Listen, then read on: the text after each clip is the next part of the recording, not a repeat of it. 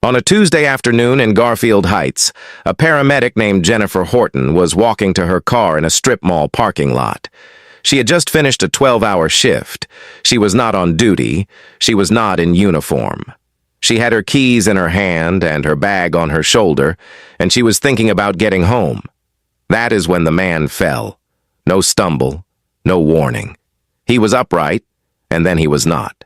60 feet away, in the open asphalt between a dollar store and a nail salon, a man collapsed without ceremony and lay still.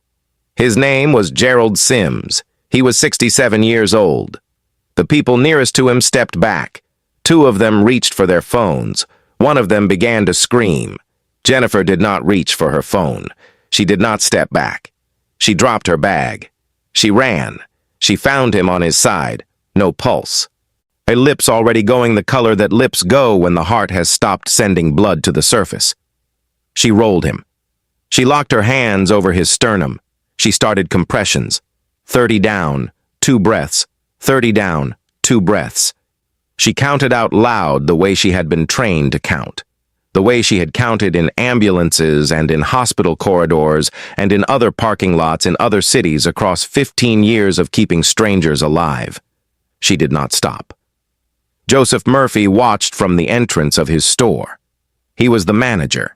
He had been the manager of that location for 4 years. He watched a black woman crouched over the body of an older white man in his parking lot, and he went inside and he called 911.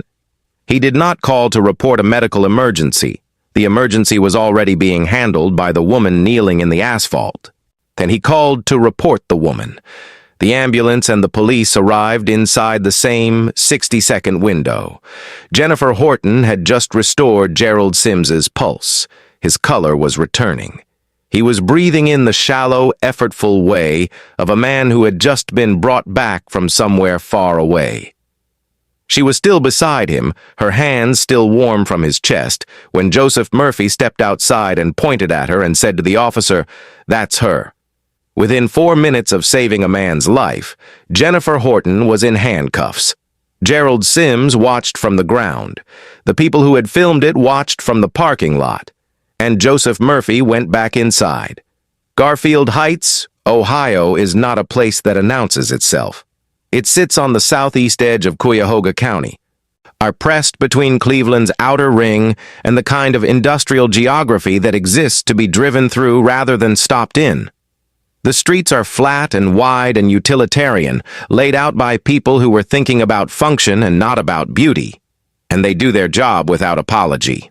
Strip malls on Turney Road, a Dollar General, a nail salon, a payday lender with hand-lettered hours, a parking lot that connects them all in a continuous flat expanse of asphalt that bakes in July and holds ice in February, and in the in-between months simply exists. Gray and unremarkable, like most of the surfaces in most of the places where ordinary life happens, and then occasionally stops. It was a Tuesday in March. The temperature was 41 degrees at 2 in the afternoon. The specific cold of a Midwest late winter that has not yet made up its mind to become spring. The sky was the color of old concrete, flat and close, the kind of sky that does not threaten weather so much as withhold light. There was no rain. There was no wind. There was just the low, gray, ordinary weight of a weekday afternoon in a county where most people were at work or looking for it or coming home from it. The parking lot at the corner of Turney and Elmwood held 14 cars at 2:17 p.m. A woman in a puffy jacket was loading grocery bags into the rear of a minivan. A teenage boy sat on a concrete parking barrier outside the dollar store scrolling his phone. A man in a delivery uniform was checking his clipboard against a handcart stacked with boxes near the side entrance.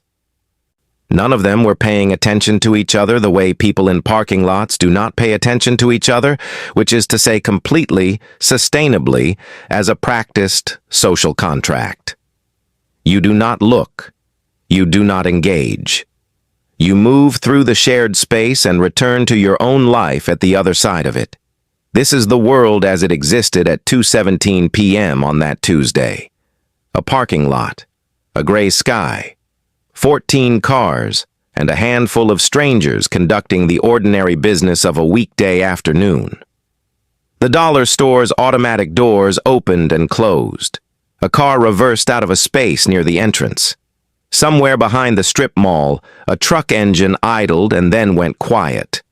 At 2:18 p.m., a man's heart stopped. Everything that happened after that happened inside this parking lot, under this sky, in front of these strangers. It did not happen somewhere dramatic.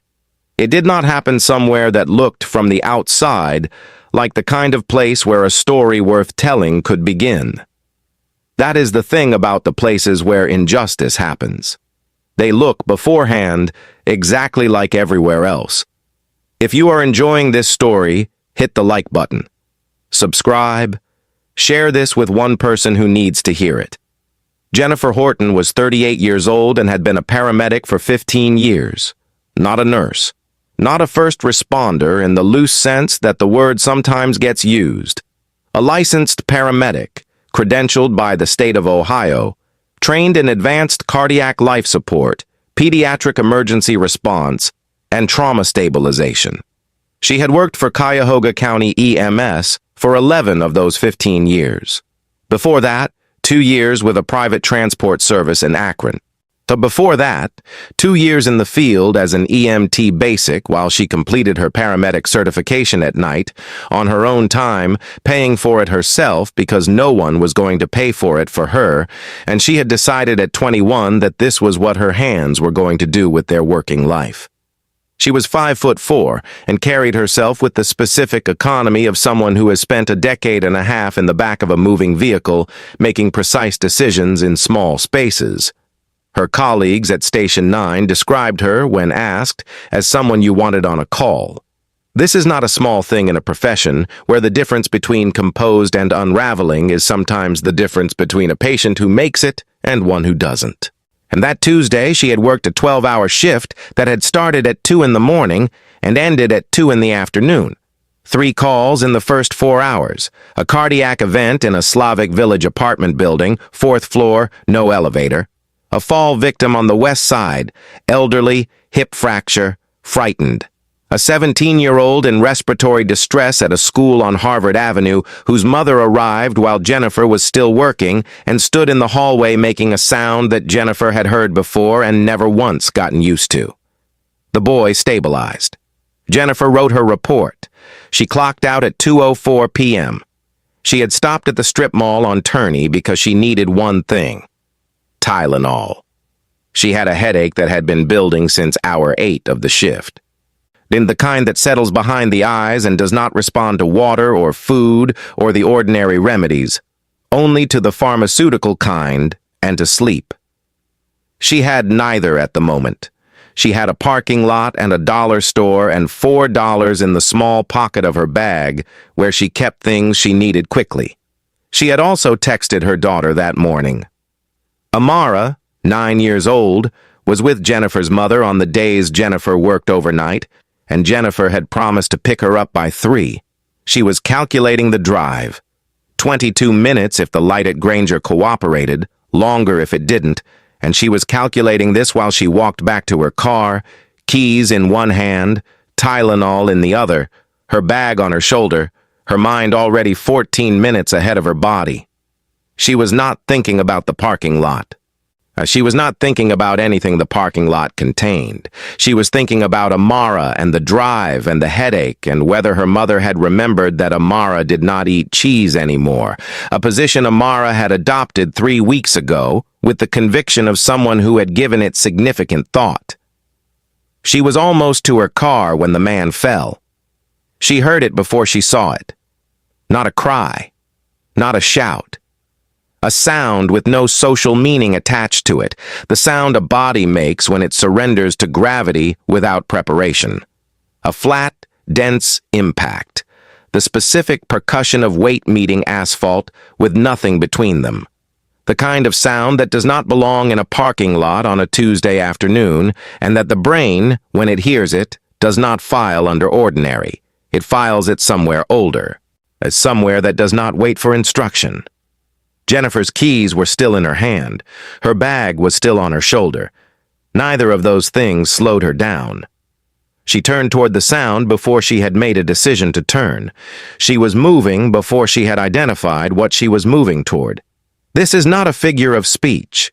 This is 15 years of emergency medicine operating below the level of conscious thought, the part of training that does not live in the mind, but in the body, in the reflexes, in the space between hearing and acting that in Jennifer Horton's case measured approximately 0. She saw him from 40 feet. A man on the ground, face up, arms at his sides in the particular stillness of someone who had not chosen the position. 60-something, heavy set.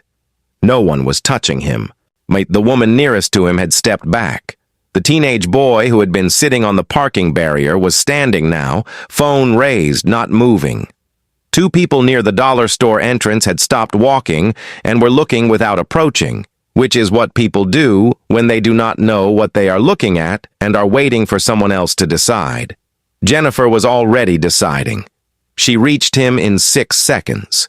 She went to her knees on the asphalt beside him without breaking speed, her bag coming off her shoulder in the same motion, her fingers going immediately to his neck below the jaw to find what she already suspected she would not find. No pulse. His lips had the color. His chest had the stillness. His jaw was slack in the way that jaws go slack when the muscle tone that holds a face together has received no instruction in the last 30 seconds. She did not say anything to the people standing around her. She did not ask for space or announce what she was doing or explain her credentials to the parking lot. She positioned her hands over his sternum, locked her fingers, straightened her arms, and she began. 30 compressions, 2 breaths, 30 compressions, 2 breaths. She counted out loud because counting out loud keeps the rhythm honest, and the rhythm is the difference between compressions that circulate blood and compressions that do not. She had learned this the first year. She had not forgotten it in 15. Behind her, someone said, "Oh my God." Someone else said, "Call 911." A phone screen lit up to her left. And Jennifer did not look up. Gerald Sims had been on the ground for approximately 90 seconds when Jennifer Horton's compressions found a rhythm. She was working from her knees on cold asphalt, her weight driving down through the heel of her hand into his sternum, counting aloud, her breathing controlled and deliberate, the way she had learned to keep it controlled when the body wants to panic, and the job requires it not to. The circle of people around her had grown. She was aware of it the way you are aware of weather, peripherally, as a condition, not as a concern. The first obstacle was his jacket, a heavy canvas work coat buttoned to the collar, too thick between her hands and his chest. She did not stop compressions. She used the pause between cycles to pull it open with one hand, buttons tearing, fabric falling aside, and she repositioned and continued. 30 down, 2 breaths, 30 down. The second obstacle was his airway. When she tilted his head to deliver the first rescue breath, she felt the resistance of a partial obstruction, not a full block, but enough. She turned his head, cleared it with 2 fingers, repositioned his jaw. The breath went in. His chest rose. She went back to compressions without interruption. The third obstacle was time. In cardiac arrest, every minute without intervention drops survival odds by 7 to 10%. Jennifer knew this number the way she knew her daughter's birthday and her own address, not as a fact she had to retrieve, but as a fact that lived in her without being summoned. She had been on the ground for 2 minutes and 40 seconds. She had no AED. She had no second responder. And she had her hands and her training and the arithmetic of a parking lot in Garfield Heights that was not going to improve on its own. She kept going. At the 3-minute mark, she felt it. Not a dramatic surge, not the movie version. A faint, irregular flutter under her fingertips at his carotid. She held compressions for 3 seconds and pressed and felt it again, stronger this time. Tentative. Present. His chest moved on its own. Once, then again. the shallow, effortful rhythm of a body relearning something it had briefly forgotten how to do. His color shifted by a degree. The gray at his lips pulled back toward something closer to living. Jennifer sat back on her heels and kept 2 fingers at his neck and watched his chest and counted the beats. She did not cheer. She did not stand up. She stayed exactly where she was, monitoring, because monitoring is what you do when a patient is fragile and the job is not finished, and the job is not finished until the patient is in a unit with equipment and personnel who can hold what she had just restored. She had been on the ground for 4 minutes and 11 seconds. Gerald Sims was breathing. Joseph Murphy had managed the Turney Road location for 4 years and understood his parking lot the way managers understand spaces they are responsible for. As an extension of the premises, a jurisdiction, something that reflected on him when it was orderly and reflected on him when it was not. He had been watching from the entrance since the man fell. He had watched Jennifer Horton run. He had watched her go to her knees. He had watched her work, the compressions, the positioning, and the deliberate efficiency of someone who knew exactly what her hands were doing. He had watched all of this from a distance of approximately 30 feet, and he had gone inside, and he had called 911, and he had told the dispatcher that there was a black woman crouched over an older white man in his parking lot, and that he did not know who she was or what she was doing, and that someone needed to come. He did not say a man had collapsed. He did not say someone was performing CPR. He did not describe what he had just watched with his own eyes for 90 seconds from a distance of 30 feet. He described a black woman. He described a white man. He described the gap between those 2 things as something requiring a response. The dispatcher sent both EMS and police. Joseph Murphy came back outside and stood near the entrance with his arms crossed and waited. The officer arrived first. His name was Dale Pruitt. He had been with Garfield Heights PD for 3 years. He pulled into the lot at 2:23 p.m., stepped out of his cruiser, and took in the scene through the windshield before he opened his door, the way officers are trained to assess before they engage. He saw a circle of bystanders. He saw a man on the ground. He saw a woman kneeling over him, her hands moving in the specific pattern of someone performing chest compressions. Pruitt registered the man on the ground as elderly, white, motionless. He registered the woman as black, unknown, physical contact with the man on the ground. And he registered the gap between those 2 facts as a situation that required him to establish control before he established anything else. Joseph Murphy stepped forward from the entrance and pointed at Jennifer. "That's her," he said. "I called it in. I don't know what she's doing to him." Jennifer looked up. Her hands did not stop moving. "I'm a paramedic," she said. "This man went into cardiac arrest approximately 5 minutes ago. I've restored a pulse. He needs EMS now." Pruitt looked at her. He looked at Murphy. He looked at Gerald Sims on the ground, breathing in shallow, fragile increments. He looked back at Jennifer. "Step away from him," he said. "Hands where I can see them." He had not asked her name. He had not asked what happened. He had not spoken to a single witness in the circle of people who had been standing there for 4 minutes and 11 seconds watching Jennifer Horton save a man's life. He had not needed to. The assessment was already complete.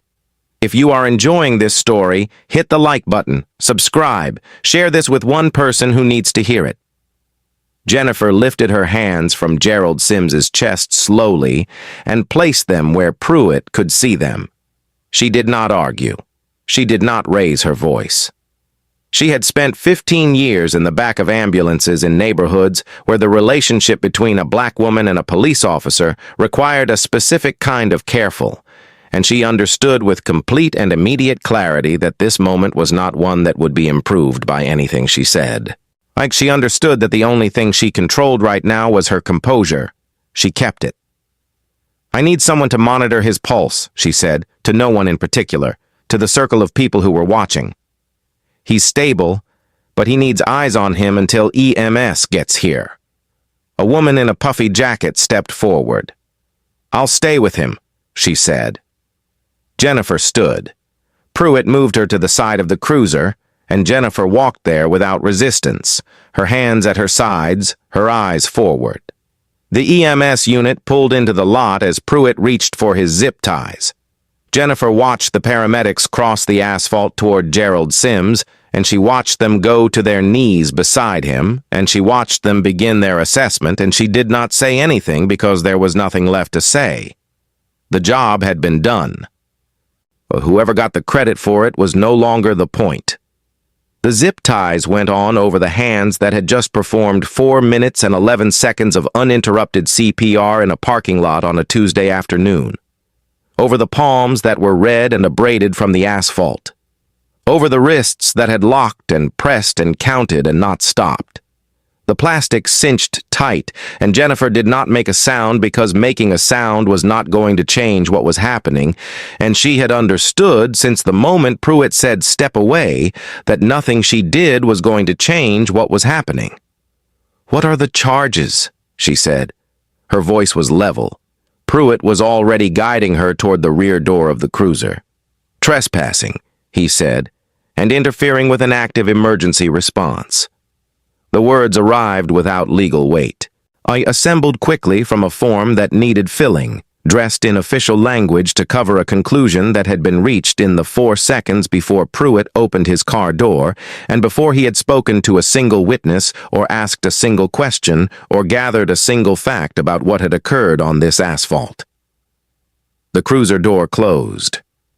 Through the window, Jennifer could see the paramedics working. She could see Gerald Sims's chest rising and falling. She could see the woman in the puffy jacket still crouched beside him, 2 fingers at his neck, counting the way Jennifer had taught her to count in approximately 15 seconds before the zip ties went on. She could see Joseph Murphy standing at the store entrance. He had his arms crossed. He was watching.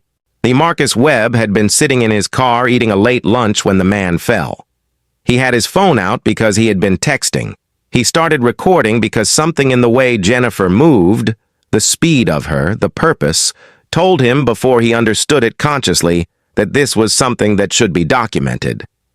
He recorded 4 minutes and 22 seconds of uninterrupted footage, Jennifer performing CPR, Jennifer clearing the airway, Jennifer monitoring the pulse, and then Pruitt arriving, and then the zip ties, and then the cruiser door closing on a woman in paramedic-worn clothes with her hands bound behind her back while 2 EMS responders worked on the man she had just kept alive.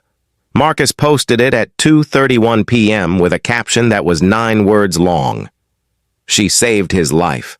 They arrested her for it. He had 847 followers.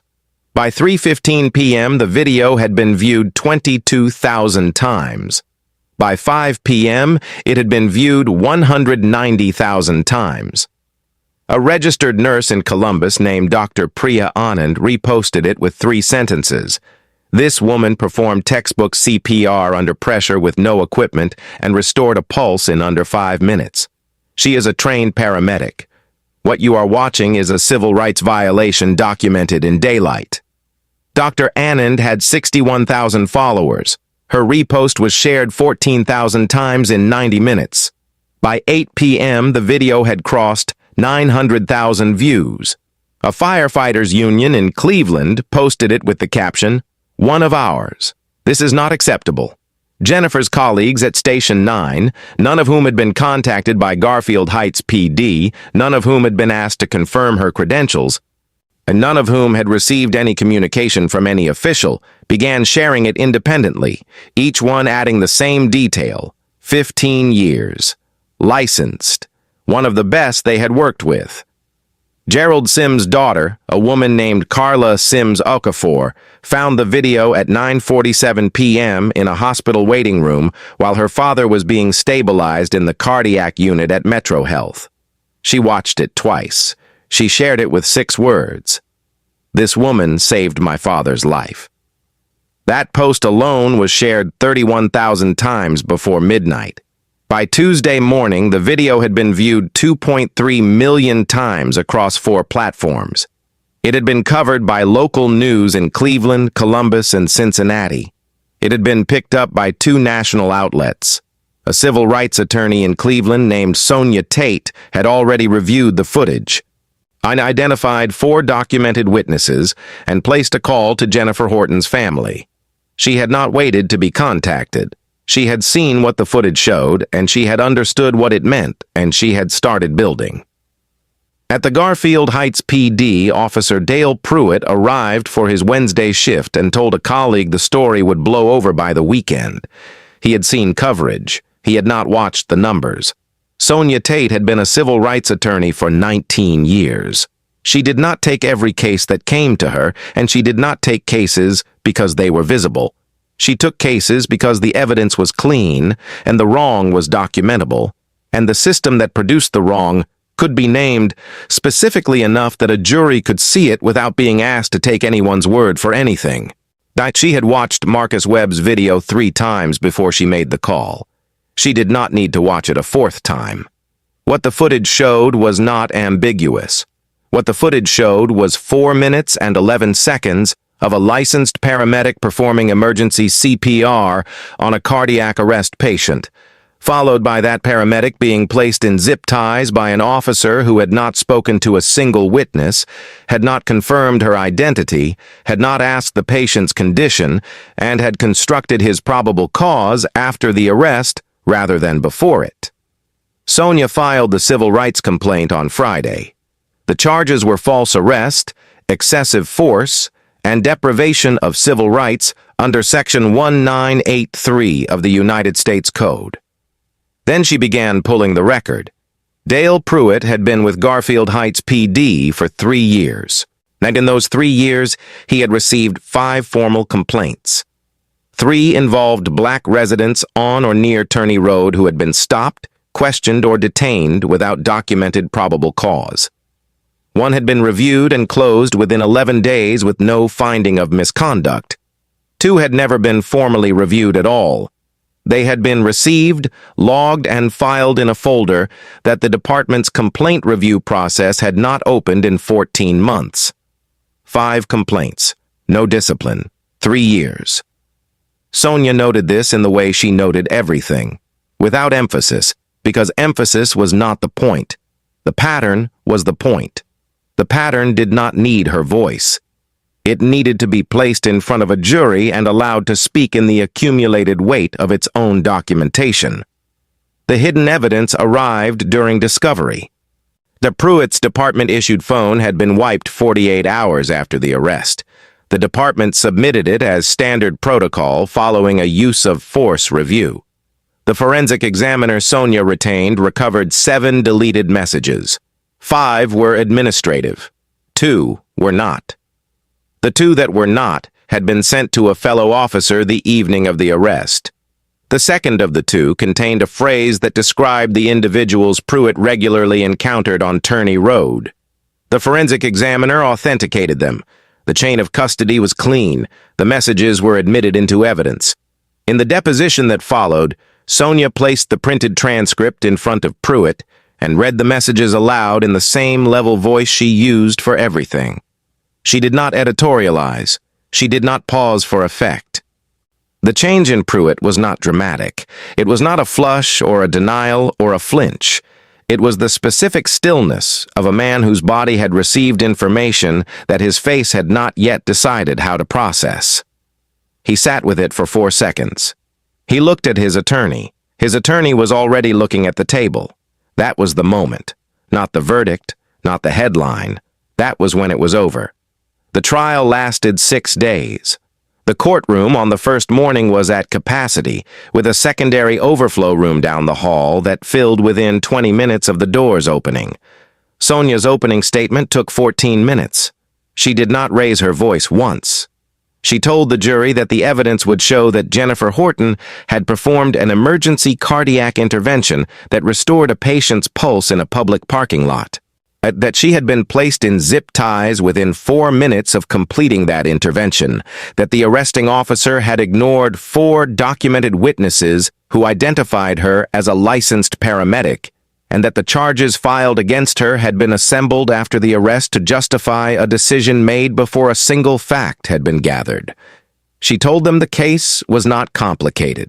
It had been made to appear complicated by a department that had spent 3 years treating Dale Pruitt's conclusions as findings. The testimony came in on days 2 and 3. Marcus Webb described recording the footage and watching Pruitt arrive and watching the zip ties go on, and said that he had identified Jennifer to Pruitt directly and been told to step back. That the EMS paramedics who had taken over Gerald Sims' care testified that Jennifer's interventions had been clinically correct in every respect, and that the pulse they found on arrival was the pulse Jennifer had restored. Gerald Sims' daughter, Carla Sims Okafor, testified that her father was alive. She said it once. The courtroom was very still. On day 5, Jennifer took the stand. The city's attorney cross-examined her for 2 hours and gave her nothing she could not answer with the factual record that already existed. Sonia asked her one question on redirect. Ms. Horton, knowing everything that followed, the arrest, the charges, the last 4 months, if you were walking to your car in that parking lot again on that Tuesday afternoon, would you stop? Jennifer looked at the jury.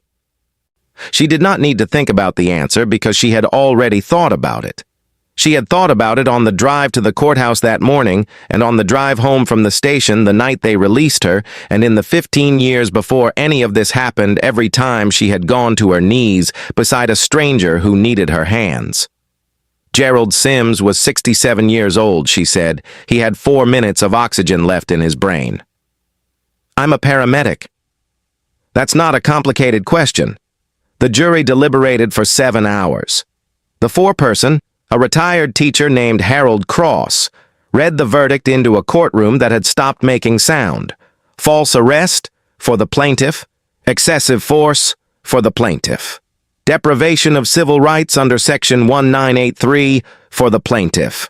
Compensatory damages covering medical expenses or lost wages and pain and suffering, $500,000.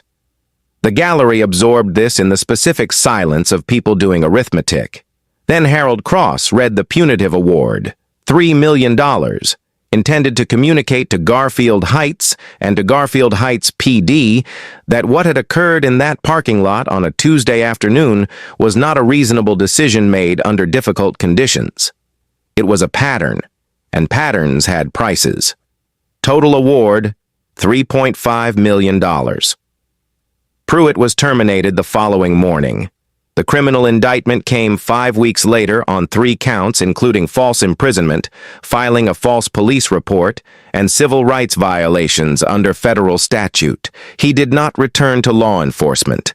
The 2 supervisors who had reviewed and closed his complaints without full investigation were the subject of a separate proceeding that resulted in 1 resignation and 1 termination. Garfield Heights PD entered a federal consent decree requiring mandatory body camera protocols, independent oversight, and a civilian review board with actual investigative authority. Joseph Murphy resigned from his position 11 days after the verdict. He did not make a public statement. Gerald Sims was discharged from Metro Health 11 days after the arrest. His daughter drove him home. He walked into his house under his own power, in which his cardiologist had described as an outcome that was not guaranteed when he arrived and which was entirely attributable to the intervention he had received in the parking lot in the 4 minutes before EMS got there. His family knew this. They had watched the video. They had watched it the way you watch something that contains a version of the world where the person you love does not come home, and they had let that version arrive, and then they had let it pass, because Gerald was in the next room, and that was the answer to everything the thought contained. 6 months after the verdict, Gerald Sims turned 68. His daughter made him a cake. His grandchildren were there. He did not make a speech. He ate 2 slices and fell asleep in his chair before 9 o'clock, which was, his daughter said afterward, exactly what he would have done anyway, verdict or no verdict, and which was the most ordinary and complete thing she could imagine. Jennifer returned to Station 9 4 months after the arrest, after the charges were dropped and the civil case was filed and the world had become, incrementally, something she could move through again without the specific weight of it pressing on everything. Her colleagues did not make a ceremony of it. They were paramedics. They noted her return the way paramedics note things, practically with relief, and then they got back to work because there were calls to run and work to do, and Jennifer Horton was where she was supposed to be, and that was enough. 1 year after the arrest, Jennifer stood at the front of a room in a Garfield Heights community center on Turney Road. 400 yards from the parking lot, and she taught 29 people what her hands already knew. How to recognize cardiac arrest, how to position for compressions, how to clear an airway, how to count out loud so the rhythm stays honest. Nurses were there, teachers, a transit worker, 3 parents who had come because they had heard about it and decided that knowing was better than not knowing.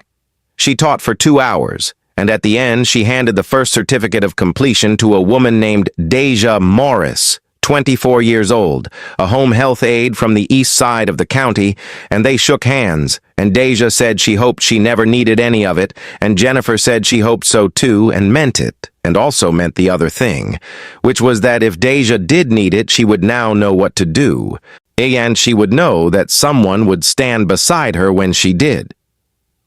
Amara turned 10 in the fall. She had a party with 8 friends from her class and a cake her grandmother made in the shape of an ambulance because Amara had recently decided that her mother's job was the most important job there was and that everything else was secondary. She was not wrong. Jennifer drove to work most mornings past the strip mall on Turney. She did not slow down. She had a shift to get to and a unit to staff, and a city full of strangers whose hearts could stop without warning on any ordinary Tuesday, and who would need someone to run toward them before they had made a conscious decision to run. Her hands, when she pulled on her gloves at the start of each shift, still carried the faint abrasion marks across the palms from the asphalt.